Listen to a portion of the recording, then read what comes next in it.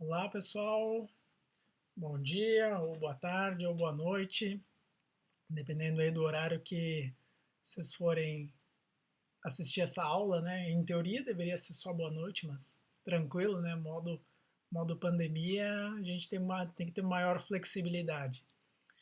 Então tá pessoal, nós vamos aqui para a nossa segunda aula, né? Nosso segundo grande conteúdo, em que a gente começa a trabalhar hoje esse tema aqui, métodos de busca. Então, os métodos de busca é uma área assim muito trabalhada em ciência da computação e sistemas de informação, né? E é interessante que provavelmente vocês já ouviram falar sobre métodos de busca, né? Então, a primeira perguntinha para a gente se fazer é a seguinte: pô, mas o que esses métodos de busca têm a ver com a nossa disciplina aqui de sistemas inteligentes ou inteligência artificial?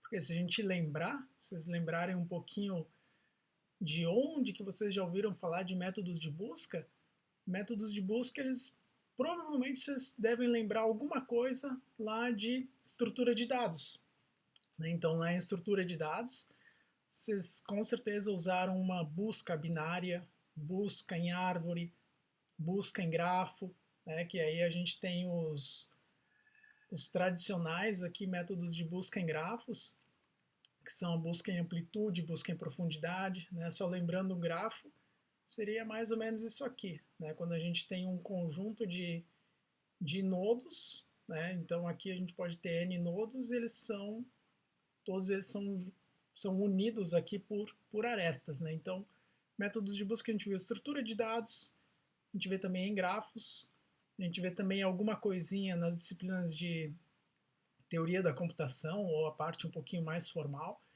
Então a primeira perguntinha que a gente precisa fazer é a seguinte, né? Pô, tá, bacana. Método de busca é algoritmo puro, né? Não tem muito o que inventar aqui em método de busca. Eu tenho um grafo, preciso sair daqui até encontrar esse nodo aqui. Como é que eu faço para chegar lá?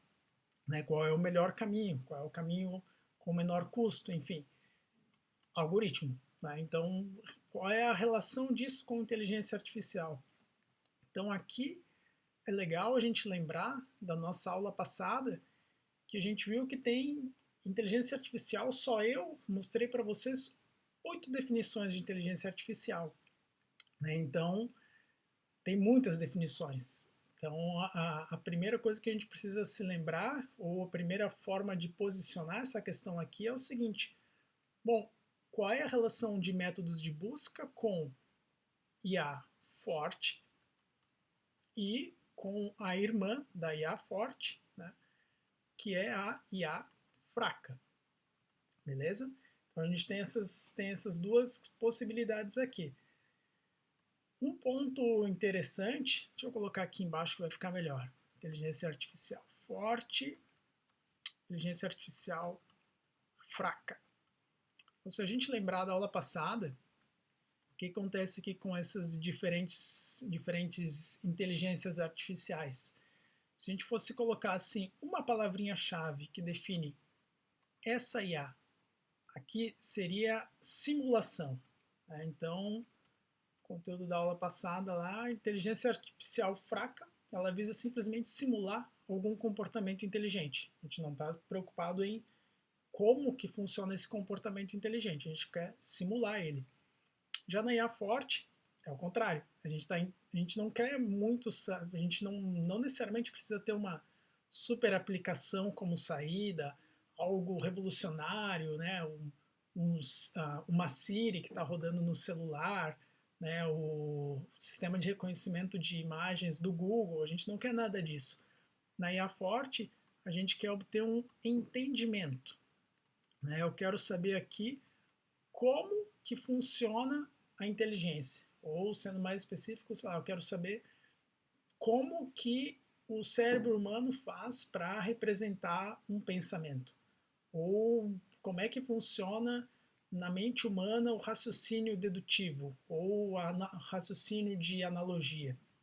Então a gente quer buscar um entendimento, né? Então lembrando que nessa ideia da IA forte e da IA fraca, elas têm mais a ver com a perspectiva, né? Com o nosso propósito com uma inteligência artificial. Então a gente pode pensar agora no seguinte, né? Bom, legal. Então eu tenho métodos de busca aqui em cima. Qual é a relação deles com inteligência artificial forte, desculpem, e fraca? Então um ponto aqui que é interessante, que ele é quase histórico, a inteligência tem uma relação dos métodos de busca aqui com os dois tipos de inteligência artificial. Então, historicamente, o que aconteceu? A gente começou bem aqui nessa ideia de inteligência artificial forte, né? A gente tinha duas frentes aqui. A principal frente era no desenvolvimento dos General Problem Solvers, né? Ou resolvedores de problemas genéricos. Percebam a ambição do pessoal da inteligência artificial na época, né? Queriam desenvolver um resolvedor genérico de problemas. Então, óbvio, né? A gente já... Isso aqui era lá na década de... Sim, entre década de 50 e 60. Então, hoje vocês sabem que a gente não chegou lá. A gente não tem um General Problem Solver ainda. Mas a partir dos estudos para a gente chegar no General Problem Solver, então o pessoal estudava lá, pô, como é que um ser humano faz a dedução de um fato, como é que ele faz a indução de um fato, como é que ele resolve uma equação matemática. Então, a partir desse estudo, algo que se desenvolveu aqui nos General Problem Solvers foram justamente os métodos de busca. No sentido seguinte, se a gente quer fazer um resolvedor de problemas que seja genérico, a primeira coisa que a gente precisa é ter uma representação desse problema.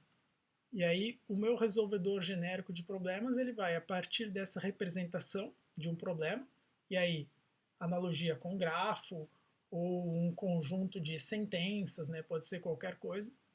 Então, a partir da representação desse problema aqui, a gente vai buscar uma solução.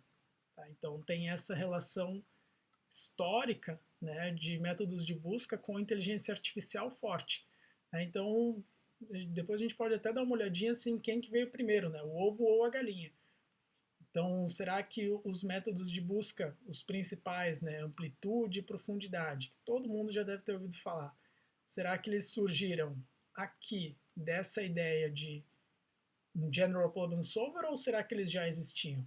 Isso aqui vale uma pesquisinha na Wikipedia. Vocês vão ver coisas interessantes. Mas então o que importa aqui para IA forte é como é que eu posso usar um método de busca aqui, tá? Um método de busca aqui, amplitude e profundidade, para representar algum tipo de raciocínio humano aqui, que vai no sentido da gente fazer um General Problem Solver. Tá? Então essa é uma forma da gente posicionar métodos de busca com IA forte, né? Tendo uma perspectiva quase que histórica aqui dessa técnica.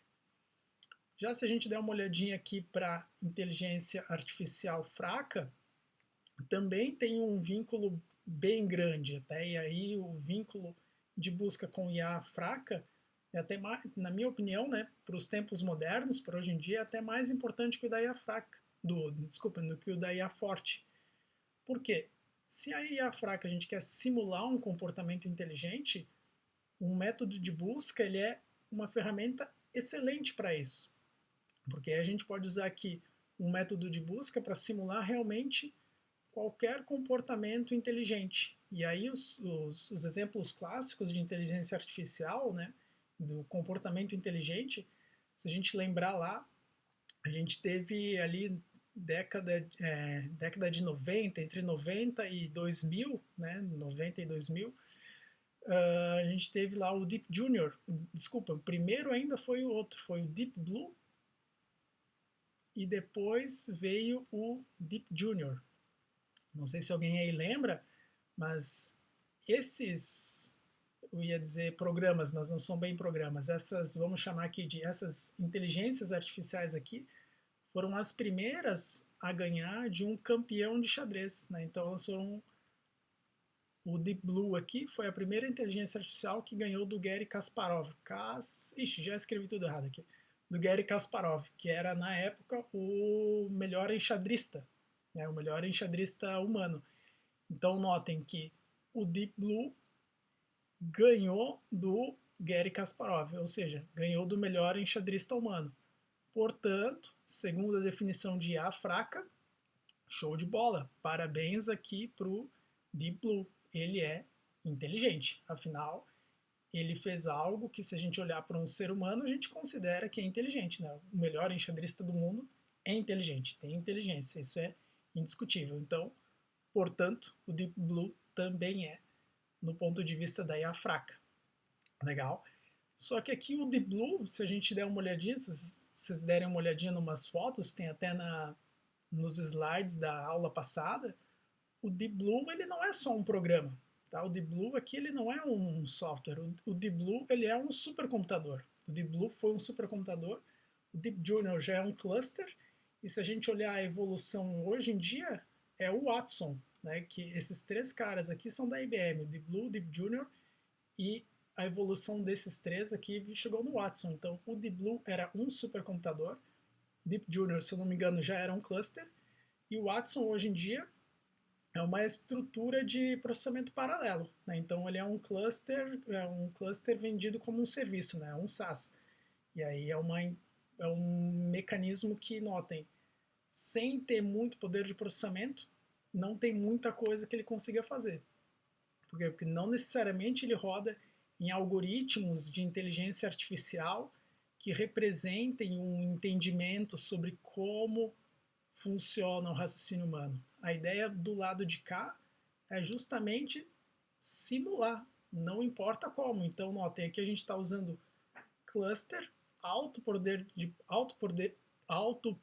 de processamento, junto com algoritmos de busca.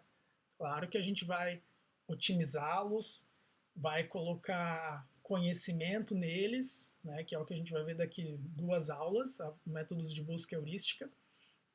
A gente vai otimizar cada detalhezinho, mas tem um vínculo então muito forte aqui, né, da busca como uma forma para encontrar alguma solução para alguma coisa, né? Então, para resolver algum problema, seja ele ganhar do xadrez, ou resolver um cubo mágico, ou então encontrar qual é o melhor caminho saindo do ponto A para ir até o ponto B, que é o Waze hoje em dia, ou a gente tem aplicações disso aqui também para a questão de rede elétrica, qual é o melhor lugar que eu devo colocar um poste, ou por onde deve passar a fiação elétrica. A mesma questão para a otimização da produção e transmissão de energia desde a hidrelétrica até chegar aqui na ponta que é o consumidor. Então, os algoritmos de busca eles têm N aplicações aqui. E na IA tem essa relação bem forte aqui com a IA fraca nessa parte de simulação, que é o que a gente começa a ver na aula de hoje. Bacana? Então vamos lá, vamos seguir aqui. Antes de eu entrar aqui nos métodos de busca em si, se a gente lembrar da aula passada, a gente tem aqui inteligência artificial forte e fraca, né? Forte e fraca, mas a gente tem também duas visões um pouquinho diferentes da IA, que é a inteligência artificial simbólica e a inteligência artificial conexionista. Tá? Então, se a IA forte e a IA fraca estão relacionadas à perspectiva, ao que é o objetivo da nossa IA, daquilo que a gente está implementando, a simbólica e a conexionista elas têm a ver com a forma como a gente vai implementar essa IA, a forma como ela vai representar o seu conhecimento. Tá? Então, no caso da IA simbólica, fazendo uma breve revisão da aula passada aqui, a gente vai, obviamente, que usar símbolos, né? Então a gente vai, de alguma forma, usar alguma linguagem, né? A gente vai usar alguma representação de linguagem natural para isso. Então um exemplinho mais célebre de inteligência artificial simbólica, a gente já vai chegar aqui no cubo mágico, tá? É um programa em Prolog, que talvez vocês já tenham ouvido falar do Prolog, lá na primeira disciplina de introdução a sistemas de computação, agora, enfim, disciplina lá do primeiro semestre. Tá? Então, se a gente der uma olhadinha aqui, isso aqui qualquer um consegue ler, né? Então, male James, male George, female Catherine, female Sophia, parent Charles, James. Então, o que a gente está fazendo aqui? Relação. Né? Eu estou dizendo que George é male, Catherine female, estou dizendo que Charles é pai de James, do James. Mas aí notem o seguinte, essas relações aqui elas só fazem sentido porque a gente conhece linguagem natural. Eu sei o que é male, o que é female e o que é parent. Né? Então eu sei o que é masculino, feminino e pai. Então eu conheço essas relações. E aí com base nessas relações aqui, que a gente escreveu usando lógica, né, lógica proposicional, com base nessas relações a gente consegue fazer algumas perguntinhas. Né? Por exemplo, o George foi pai de Charles I, então é uma outra forma de usar. Né? Então a gente faz uma query aqui, uma pergunta como se fosse um SQL, só que esse SQL aqui, né, algumas opções, eles vão rodar nessa base de conhecimento. É claro que aqui é uma versão ainda muito simples, mas só para dar um exemplo da IA simbólica nesse caso. E aí, notem que a gente consegue fazer algumas coisas aqui, usar variáveis, pode usar números, enfim. Então, percebam que na representação da IA simbólica, a gente está usando símbolos e a gente consegue entender a representação. Né? Se eu olho aqui para a representação, eu entendo ela. Agora, se a gente pensar na IA conexionista, lembrem que a IA conexionista ela abandona de vez a IA simbólica, né? Ela abandona de vez a parte dos símbolos. Então, para a IA conexionista, se a gente fosse fazer uma analogia, né, aqui seria uma representação simbólica. O que seria uma representação na IA conexionista? Aqui eu tenho um exemplo do que é uma representação de IA conexionista. Então, se vocês derem uma olhada, como é a primeira vez, na verdade, nem se você for um expert em redes neurais, você vai entender o que é isso. Porque a representação da IA conexionista, ela está nisso aqui. Esse x1, x2, esses 6 neurônios aqui, esses 4 neurônios aqui, e essas duas saídas é que é o meu programa. Isso aqui é um programa de inteligência artificial conexionista, tá? Fazendo uma analogia. Essa parte aqui. Aqui eu tenho só a saída, só para exemplificar. Mas então notem, se a gente olhar esse programinha aqui, tá? Se eu olhar só para isso, eu consigo entender do que se trata? Consigo entender para que serve essa rede neural? De onde ela veio? Para onde ela vai? Qual é o propósito de vida dela? Não, a gente não consegue entender. Porque a representação conexionista seria a mesma coisa que eu pegar um eletroencefalograma, sei lá, ou fazer uma tomografia do meu cérebro e imaginar que a partir dessa tomografia eu vou conseguir enxergar aquilo que eu estou pensando. Não tem, tá? Não tem como a gente fazer isso. Então, a representação conexionista é como se fosse essa tomografia do nosso cérebro. Né? Ela funciona, né? Ela tem um estado ali, ela funciona, mas se a gente olhar para a representação, a gente não entende nada dela. Tá? Então, só uma outra forma de a gente enxergar a IA simbólica e IA conexionista. Legal? Então, eu já dei uma pista para vocês de onde é que busca se encaixa. Né? Pô, será que busca, então, se encaixa com a IA simbólica ou será que busca se encaixa com a IA conexionista? Lá no comecinho da nossa aula eu comentei o seguinte, não, pô, métodos de busca a gente já viu em estrutura de dados, grafos, e são basicamente algoritmos. Tá? E aí, algoritmos, notem, estão muito distantes dessa ideia de IA conexionista. Por quê? Porque os algoritmos são escritos usando símbolos. Tá? Então, os métodos de busca aqui, eles estão super relacionados à inteligência artificial simbólica. Legal? Só que ainda não são umas representações tão sofisticadas quanto essas baseadas em lógica, lógica de primeira ordem, segunda ordem, ontologias, lógicas incertas. Ainda é algo, eu diria assim, é IA simbólica, pero no mucho, sabe? Poderia melhorar, esse seria o primeiro passo, assim, né? Uma IA primeiros passinhos lá da IA simbólica. Legal? Então a gente posiciona a busca em inteligência artificial fraca como sendo o nosso principal uso e também aqui na inteligência artificial simbólica. Bacana? Pô, me lembrei de um detalhezinho, né? Na aula passada eu tinha colocado a minha imagem aqui no canto e eu percebi que eu tinha escrito um monte de coisa, né? Aqui. Então vamos ver se nessa aula eu consigo deixar tudo, lembrar desse detalhe e escrever tudo mais aqui para a esquerda. Mas bacana, vamos embora então, pessoal. Bom, então a gente tem aqui busca associada à inteligência artificial fraca, à inteligência artificial simbólica. E aí, se a gente lembrar da aula passada também, que eu comentei assim, pô, o que caracteriza um comportamento inteligente, né? Pô, se a gente pensar assim, características de pessoas inteligentes. Então, eu listei um monte de coisa, a gente foi puxando de lá as definições de IA. Então, um dos comportamentos inteligentes que quase sempre aparece é a capacidade de resolver problemas, tá? Então, como eu comentei antes, a gente vai utilizar os algoritmos de busca como um meio para a resolução de problemas. Legal? Bom, aí a gente tem que pensar no seguinte: para eu conseguir resolver um problema, eu preciso ter uma representação desse problema aqui.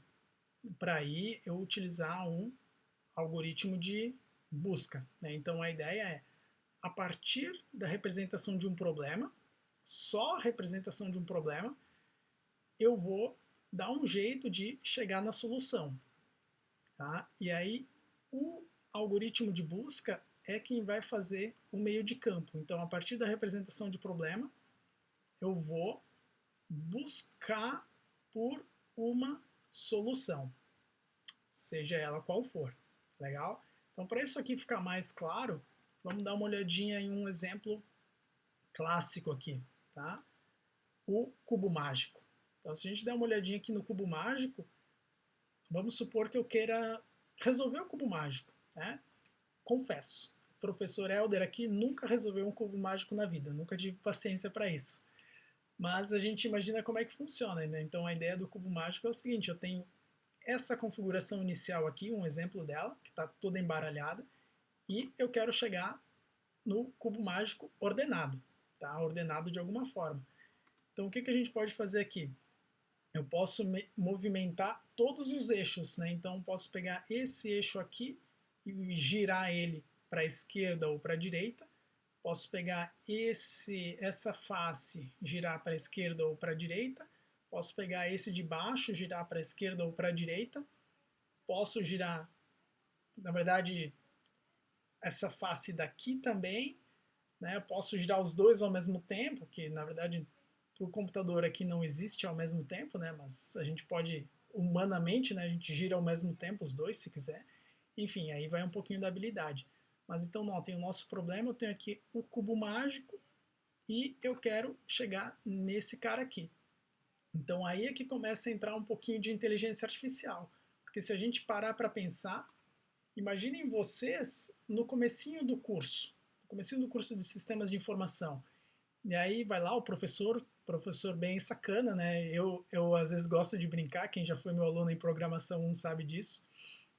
Então, se vocês estivessem em programação 1 e eu pedisse para vocês, olha pessoal, agora vocês vão fazer um programa que tem como entrada um cubo mágico e tem como saída a solução para esse cubo mágico.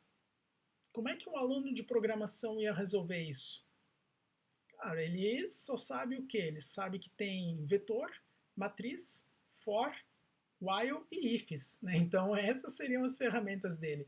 Então ele ia começar a encher de if, né? Ia ser aquele programa lindo assim. Então se fosse avançado, ele ia ter switch no lugar de if, né? Na melhor das hipóteses. Mas notem que de repente, se eu mudar um pouquinho a configuração, o que vai acontecer? O aluno vai ter que ir lá colocar mais alguns ifs, né? Então ele vai passar muito trabalho para chegar em um programa completo que resolva de fato, né, que saia de qualquer configuração de cubo mágico e chegue nessa configuração de cubo mágico aqui. Tá? Aí entram os métodos de busca. Os métodos de busca, eles existem justamente para ser usados em situações que a gente não sabe exatamente qual é a solução. Por quê? Porque se eu sei qual é a solução, então eu não preciso de método de busca. Tá? Se eu sei qual é a solução, eu vou lá e faço um hard-coded no meu programa e está resolvido. Né? O método de busca ele serve para situações em que eu não sei qual é a solução, ou que seja algo muito mais sofisticado, digamos assim, ou que tenha uma complexidade maior. Legal? Um outro exemplo seria a gente olhar para o xadrez. Tá? Vamos pensar aqui no xadrez também. Né? Então aqui a gente tem um monte de... eu nem vou tentar desenhar isso aqui. Vou dizer que eu estou fazendo só um rascunho e é de propósito, né? Mas na verdade é só porque eu não sei desenhar mesmo. Vocês estão vendo que o negócio aqui ficou roots, né?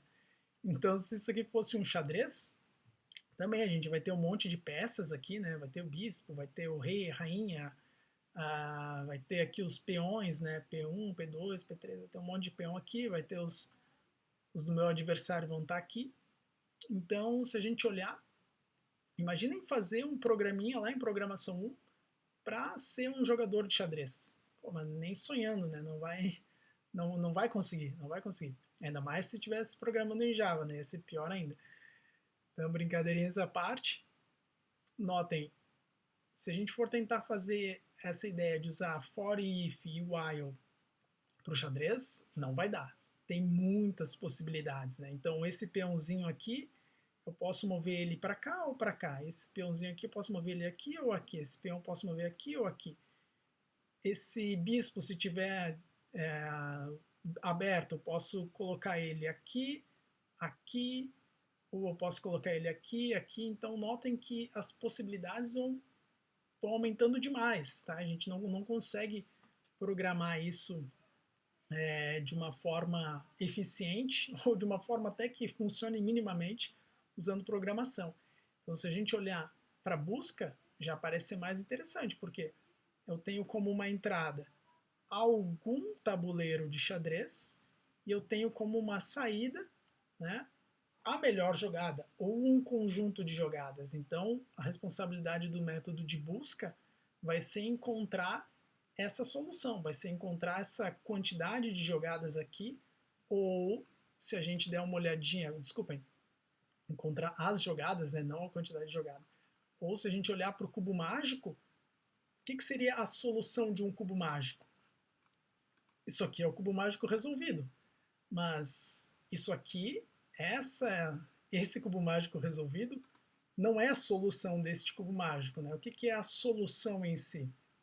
A solução em si é a lista de movimentos. Né? Então, você precisa começar mexendo o nível mais de cima para a esquerda. Depois que você mexer uma vez para a esquerda, você vai pegar a face de trás e mexer para, sei lá, vamos pensar em ângulos, né? Mexer 90 graus, 180 graus. Então a gente vai ter sempre um movimento em função de uma face, de um andar, digamos, né? Então a face frontal aqui, andar 3, mexe, rotaciona X graus, né? Então rotaciona ou assim, ou assado, e assim por diante. Então, a solução em si vai ser qual é o conjunto de movimentos que eu saio desta configuração e chego nesta configuração aqui. Então, essa é a minha solução. Então, nesse caso aqui, a minha solução ela vai ser um conjunto de ações. Tá? Ela é um conjunto de ações que faça eu sair de uma configuração inicial e chegue em uma configuração que é uma solução. Legal?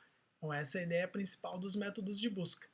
Então notem que eles até herdam um pouquinho lá dos General Problem Solvers, né? Por quê? Porque a gente consegue aplicar eles para um monte de situações diferentes. Legal?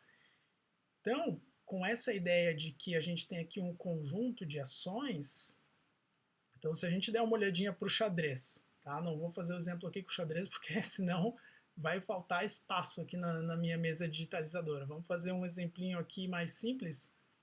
com o jogo da velha. Tá? Então, se a gente olhar para o jogo da velha, o que vai acontecer? Eu tenho uma configuração inicial do jogo da velha, bacana, e aí dessa configuração inicial, o que acontece? Eu posso, se eu vou começar jogando, posso jogar aqui, posso jogar aqui, posso jogar aqui, né, em cada uma das posições. Então eu tenho aqui 6 possibilidades de jogada.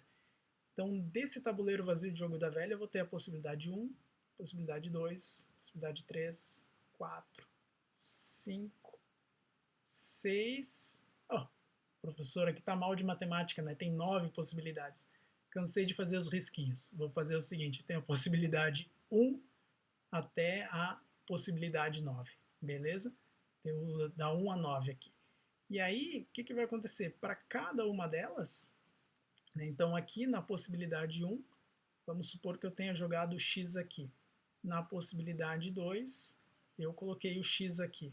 Na possibilidade 3, eu coloquei o x aqui. Na possibilidade 9, eu coloquei o x aqui em cima. Então vocês já perceberam o que vai acontecer, né?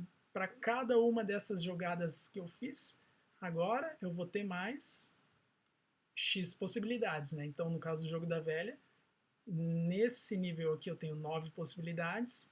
Agora aqui eu vou ter possibilidade 1 a 8 para cada um deles. Aqui possibilidade 1 até possibilidade 8 e a mesma coisa para cada um deles. Depois, quando a gente descer um nível a mais, né, então aqui tem um xizinho e vamos supor que aqui eu tenha colocado a bolinha aqui em cima. Legal, agora eu vou ter da possibilidade 1 a 7 e assim por diante, tá? Então se a gente der uma olhadinha assim, nesse caso, o que a gente tem aqui?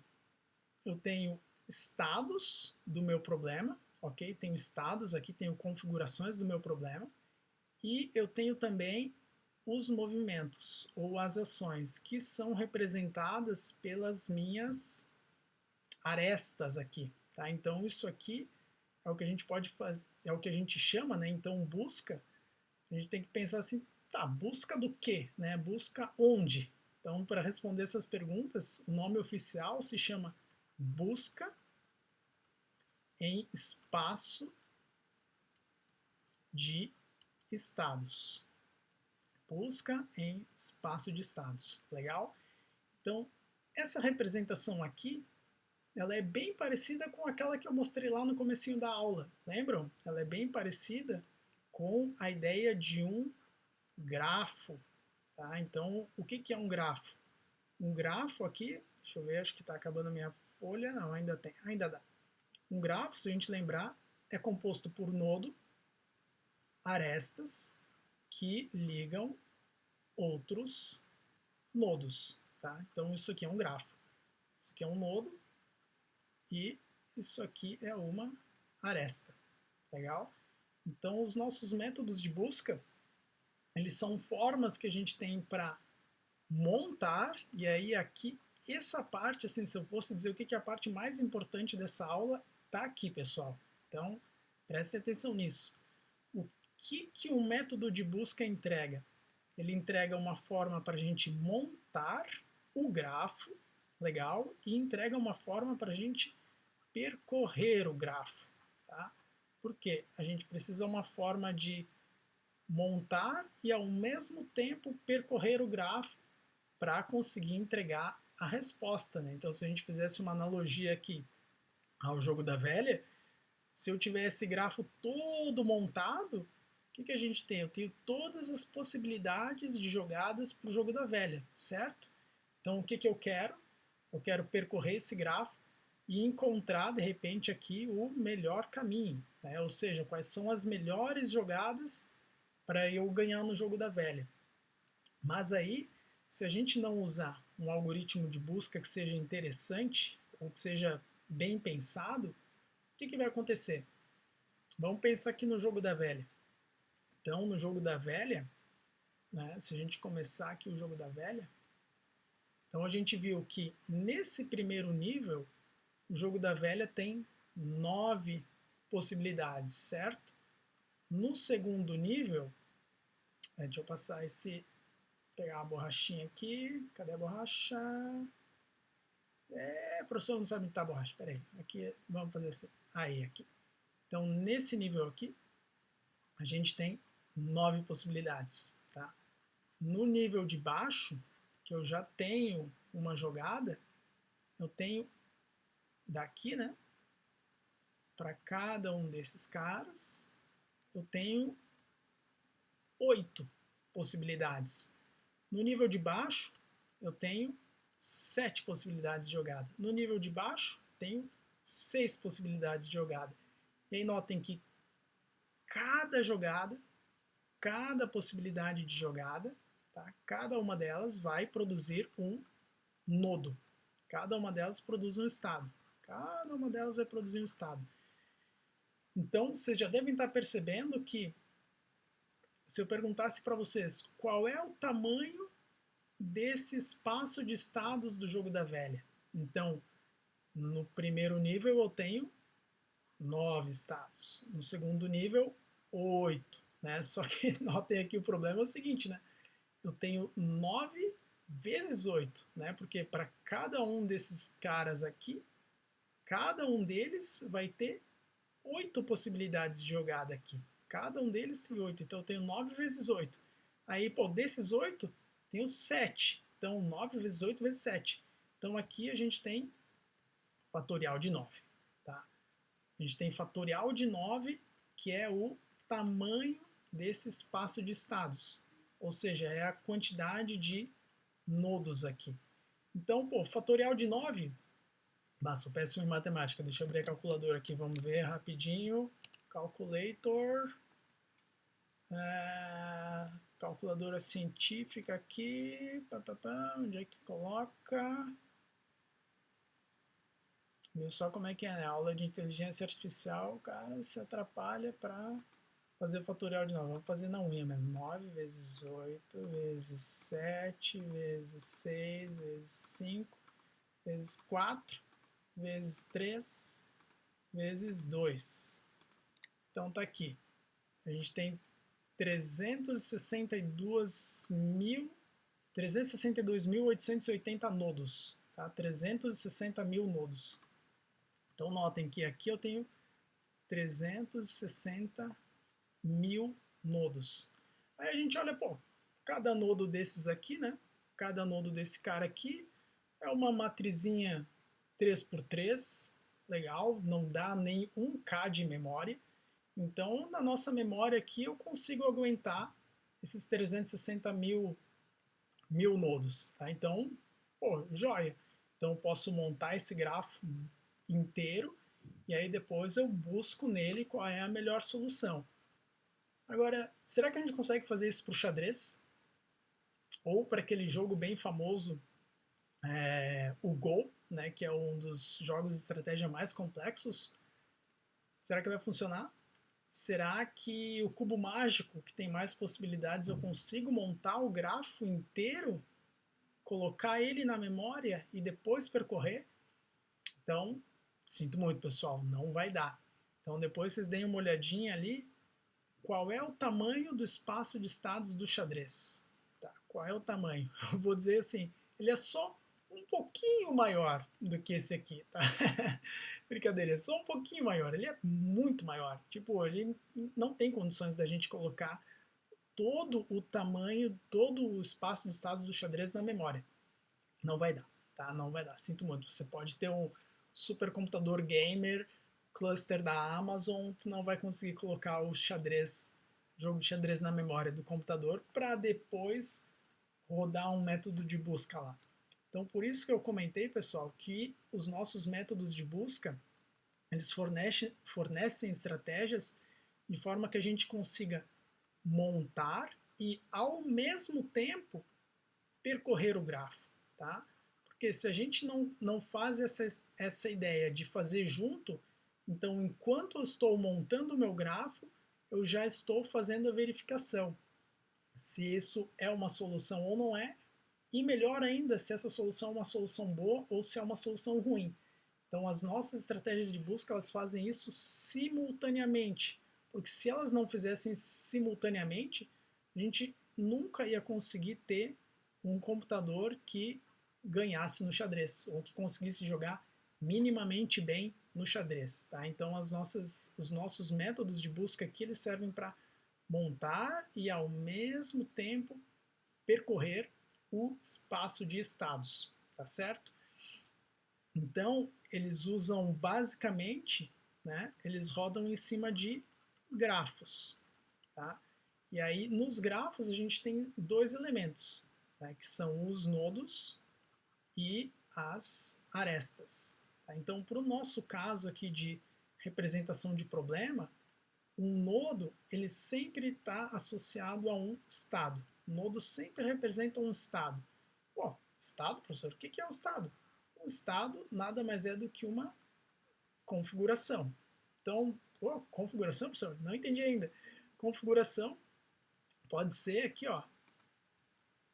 Isso aqui é uma configuração do cubo mágico, tá? É uma configuração de solução.